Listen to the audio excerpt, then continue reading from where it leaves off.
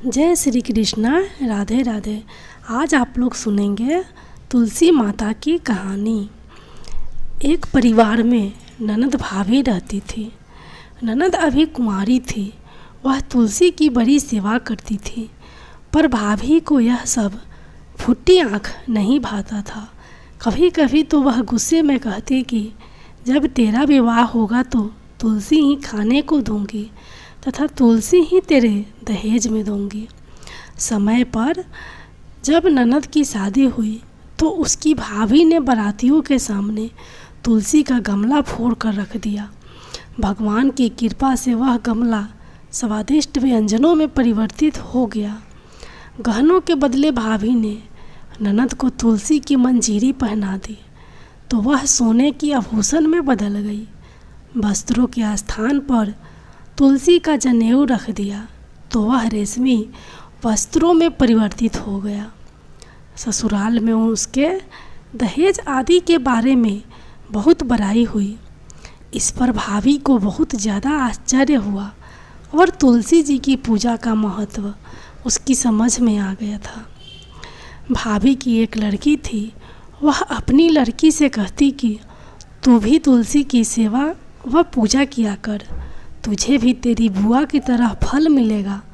पर उस लड़की का मन तुलसी का सेवा में नहीं लगता था। जब लड़की के विवाह का समय आया तो भाभी ने सोचा कि जैसा व्यवहार मैंने अपनी ननद के साथ किया था उसी के कारण उसे इतनी इज्जत मिली, क्यों न मैं अपनी लड़की के साथ भी वैसा ही व्यवहार करूं।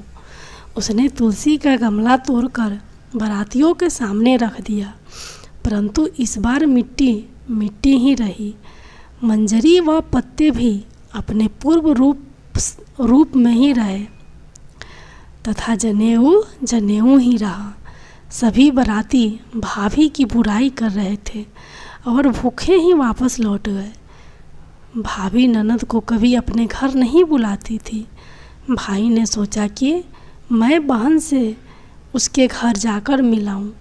उसने अपनी इच्छा पत्नी को बताई तथा सौगात ले जाने के लिए कुछ मांगा तो भाभी ने थैले में ज्वार भरकर कहा, और तो कुछ है नहीं, यहीं ले जाओ। वह दुखी मन से चल दिया।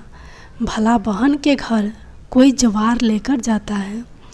बहन के नगर के समीप पहुंचकर उसने एक गौशाला में गाय के सामने ज्वार का थैला उलट दिया। तब गौ पालक ने कहा, ए भाई, सोना मोती गाय के आगे क्यों डाल रहे हो?